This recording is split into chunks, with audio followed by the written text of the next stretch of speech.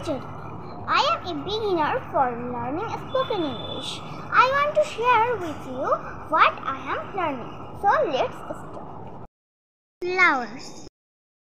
গাঁদা ফুল ইংরাজি marigold, dahlia ফুল ইংরাজি ডালিয়া, জবা ফুল ইংরাজি রোজ, এর অর্থাৎ হিবিস্কাস।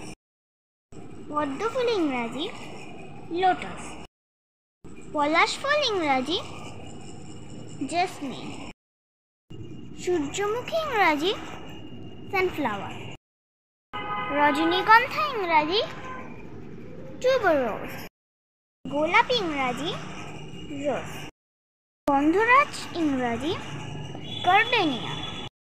পুষ্পবৃক্ষ বিশেষ হল মর্নিং গ্লোরি।